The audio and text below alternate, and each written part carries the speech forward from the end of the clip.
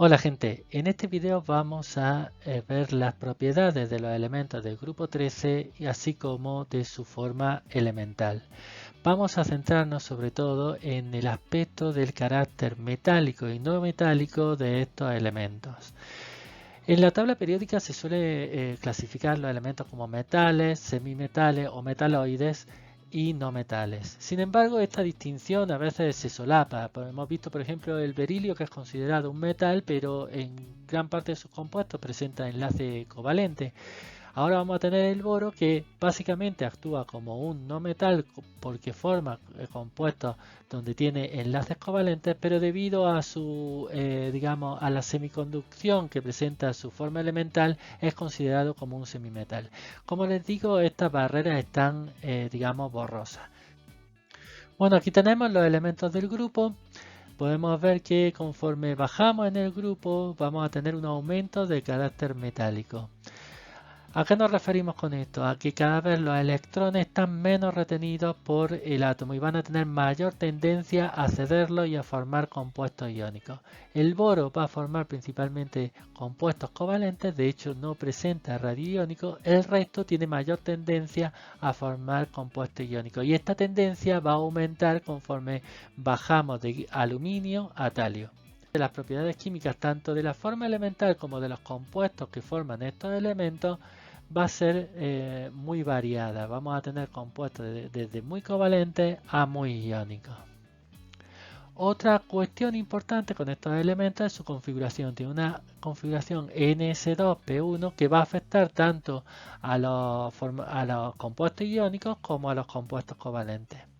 En el caso de los compuestos iónicos, estos van a tener preferentemente un estado de oxidación más 3. Si bien conforme bajamos en el grupo, el estado de oxidación más 1 va a tener cada vez una mayor preeminencia, especialmente en el caso del talio, que presenta el denominado efecto del par inerte. También el boro va a tener tendencia a tener un estado de oxidación formal más 3.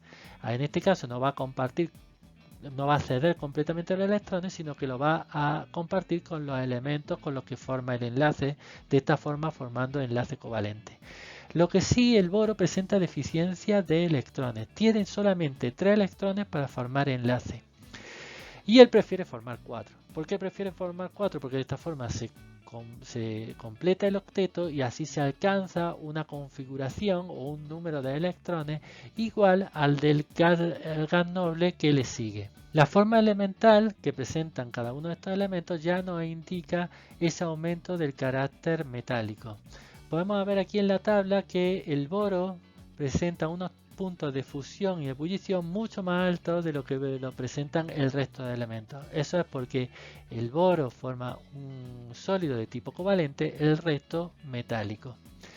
Este elemento además tiene una fase que es semiconductora, lo cual es lo que también lo clasifica como un semimetal o metaloide. Efectivamente, el boro tiene es un sólido covalente que está formado por unidades icosaédricas que están unidas a su vez por enlaces entre ellas. Eso es lo que da lugar a una estructura tridimensional de enlaces que es muy difícil de romper y por lo tanto eso aumenta la temperatura de fusión. El resto de los elementos son elementos metálicos, por ejemplo el aluminio tiene una estructura cúbica centrada en las caras, en cambio galio e indio ya tienen unas temperaturas de fusión incluso inferiores debido a que presentan una estructura distorsionada en las que no nos vamos a meter en este momento. Por último, el talio tiene nuevamente una estructura compacta, en este caso una estructura hexagonal compacta. Estos metales en general presentan bajas temperaturas de fusión, incluso con respecto a lo que son los metales en general. Recuerden la teoría del enlace metálico, que a partir de los orbitales de los átomos se forman bandas donde se incluyen todos estos orbitales y que parte de la banda es enlazante y parte de la banda es antienlazante. En esta altura de la tabla periódica, donde ya hemos pasado los elementos del bloque S, los elementos del bloque D, y ahora estamos ya llenando también los electrones, los orbitales p, tenemos muchos electrones y se ha llenado tanto la parte de la banda que es enlazante como la parte de la banda que es antienlazante, con lo cual una parte del electrón está estabilizando y otra parte está desestabilizando. Y en total lo que ocurre es, a partir de el wolframio, por ejemplo, que se produce una disminución de la fuerza del enlace y por eso una disminución de la temperatura de fusión y también de ebullición. Bueno, vamos a repasar las particularidades de cada elemento. Estas particularidades, no obstante, se van a ver desarrolladas en más amplitud en los próximos videos. El boro en particular, como les decía, es un elemento con mucha componente de no metálico y que por lo tanto tiene tendencia a formar enlaces covalentes. No obstante, estos enlaces covalentes se ven afectados por la deficiencia electrónica que presenta el elemento. Este elemento tiene solamente 3 electrones y por lo tanto puede formar en principio 3 enlaces solamente. No obstante, tiene tendencia a formar un cuarto enlace con ese orbital vacío que le sobra, bien actuando como un ácido de Lewis y aceptando un par electrónico completo, o bien compartiendo electrones en enlaces que se denominan de 3 centros, como puede ser aquí en este caso y los que hemos visto ya para el belirio, y 2 electrones. Aquí tenemos otro caso, por ejemplo, que es el del bórax, donde también hay compartición de electrones entre 3 centros metálicos, por ejemplo acá o por ejemplo acá. ¿De acuerdo? De esta forma consigue formar 4 enlaces y de esta forma llegar a completar su octeto. Aquí tenemos otro ejemplo de cómo el boro tiene tendencia a sustraer electrones o a tomar electrones de donde puede, como es el enlace boro-nitrógeno. Aquí tenemos un compuesto donde el boro y el nitrógeno están formando un enlace simple y después estos podrían ser hidrógenos perfectamente. Podemos ver cómo el boro tiene 6 electrones alrededor de él, o sea, tiene el octeto incompleto. En cambio, el nitrógeno tiene 8 electrones alrededor suya. Aprovechando que aquí el nitrógeno tiene un par de electrones en un orbital con simetría pi adecuada, entonces se puede formar un enlace doble, de forma que el nitrógeno, fíjense que el nitrógeno con un elemento muy electronegativo llega a ceder en parte de esos electrones y así el boro completa su octeto al igual que el nitrógeno. Estos serían estructuras resonantes, entonces el enlace sería intermedio entre un enlace simple y un enlace doble. De esto hay muchísimos ejemplos de compuestos de boro y nitrógeno. Por ejemplo, está la boracina, que tiene una estructura similar a la del benceno, solo que en el benceno todos los carbones son neutros o no tienen carga formal, digamos una carga formal parcial. En cambio, en la boracina todos los nitrógenos van a tener una cierta carga parcial positiva y los boros una cierta carga parcial negativa. Otro ejemplo puede ser el imidoborano, que sería equivalente al acetileno, o por ejemplo una de las fases que forma en estado sólido estos compuestos con enlaces boro-nitrógeno sería el nitruro de boro, que presenta una estructura similar a la del grafito, solo que todos los elementos del carbono no presentan carga formal. En cambio, los del nitruro sí van a tener cargas positivas parciales y negativas, y por eso fíjense que en este compuesto las cargas positivas y negativas caen una encima de la otra de forma de poder interaccionar entre ellas. Nuevamente, no es para que se aprendan todo esto, pero lo que quiero que comprendan es cómo el boro tiene una tendencia a completar su octeto, que la vamos a ver repetida una y otra vez en los compuestos que forma. Pasemos al aluminio. Este elemento, debido a la posición diagonal que presenta con respecto al berilio, presenta ciertas similitudes con este. Es un catión altamente polarizante que va a tener tendencia o mayor tendencia que el resto de los elementos que están por debajo de él, desde luego, pero menos que el boro, a formar compuestos con mayor componente de enlace covalente. Ya lo vamos a ver, por ejemplo, en sus haluros o en sus óxidos. Y aquí lo que me quiero centrar es en la capacidad que tiene para polarizar incluso al agua cuando forma los acuacomplejos. Este elemento, al igual que el berilio, forma acuacomplejos en donde, debido a su alta densidad de carga, va a desplazar mucho la densidad electrónica del par de electrones libres por el que se une al agua y por tanto va a debilitar el enlace entre el oxígeno y el hidrógeno. Esta debilitación hace que se genere una carga positiva en el protón y que tenga una mayor tendencia a salir del agua complejo y por tanto a un mayor carácter ácido de las soluciones que forma. Y su pKa, el pKa del ácido que es el agua complejo, es de 5. Esto se relaciona con la tendencia general en los acuacomplejos de que conforme aumenta la relación carga-radio, conforme aumenta por tanto la densidad de carga, vamos a tener un aumento en el carácter ácido de los acuacomplejos que se forman. Sigamos analizando los elementos del grupo. Bueno, ya hemos visto el boro y hemos visto el aluminio. Hemos visto que tienen características muy diferentes. El boro forma exclusivamente compuestos covalentes. Esto se puede explicar por los altos potenciales de ionización que presentan. Fíjense que, bueno, aquí tenemos el primer, segundo y tercer potencial de ionización. Abajo tenemos la suma del segundo y el tercero. El primero es mucho más bajo que el del segundo y el tercero porque este corresponde a un orbital P y estos dos a orbitales S. Y podemos ver que estos tres potenciales son mucho más altos que en el resto del grupo.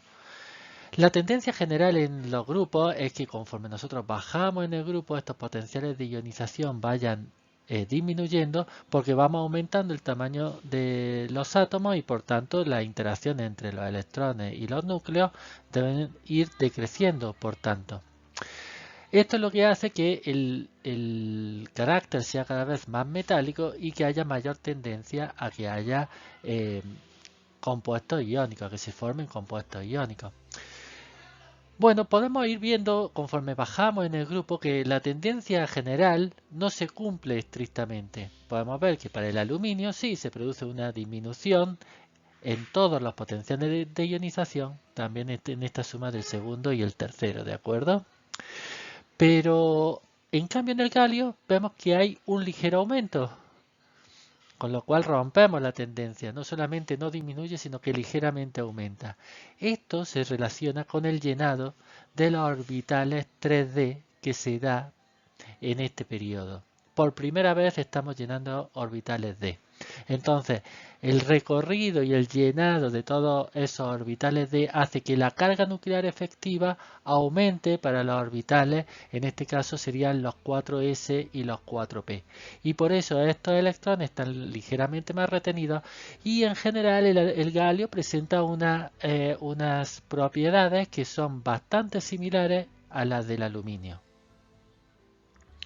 Para el indio, sí vamos a tener otra vez la tendencia general que, por ejemplo, ya hemos visto para alcalinos o alcalinotérreos, que conforme bajamos en el grupo, bajan los potenciales de ionización. Se da, aquí está bien, aquí está bien, aquí está bien, y por tanto aquí también va a estar bien.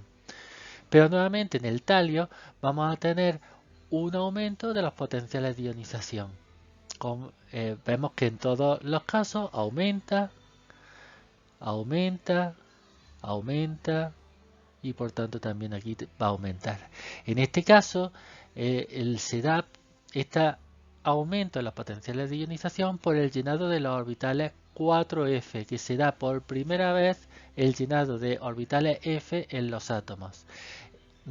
Al igual que hemos visto antes, el llenado de estos orbitales 4F va a hacer que la carga nuclear no sea apantallada de forma total y que por lo tanto haya un aumento en la carga nuclear efectiva, en este caso para los orbitales que serían los 6s y los 6p. Bueno, entonces esto va a hacer que la tendencia a formar estados de oxidación más 3 para el titanio se vea debilitada. De todas formas, esto no se explica exclusivamente por esto, tiene que haber otro factor, porque los potenciales de ionización, por ejemplo, son muy similares para el galio y para el talio. Y sin embargo, en el talio se forman, para el galio se forman más 3 y para el talio no se forman o se forman con mucha inestabilidad. Esto se explica porque además de los potenciales de ionización, tenemos que tener en cuenta las energías de red de los compuestos que se forman. Para el galio vamos a tener unas potenciales de ionización similares a los del talio, pero en cambio las energías de red van a ser mucho mayores para el galio que para el talio. ¿Por qué?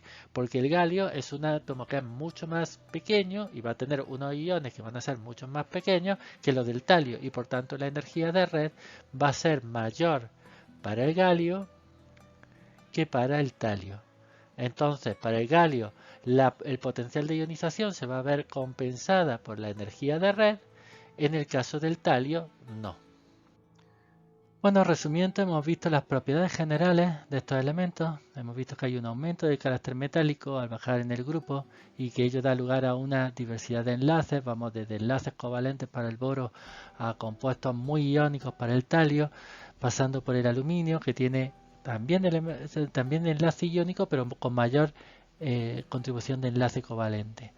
La configuración es NS2P1 para todo el grupo, lo cual conduce a un estado de oxidación preferente, que es el más 3, si bien el más 1 también se da para los últimos elementos del grupo.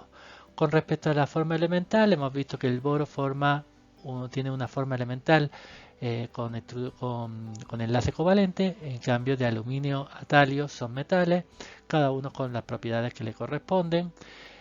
Y después hemos visto algunas particularidades que vamos a extender la explicación en los videos siguientes. Entre ellos está la deficiencia electrónica que presenta el boro, que hace que actúe como ácido de Lewis o que tenga compartición de electrones de una manera un poco particular, por ejemplo los enlaces de dos electrones y 3 centros.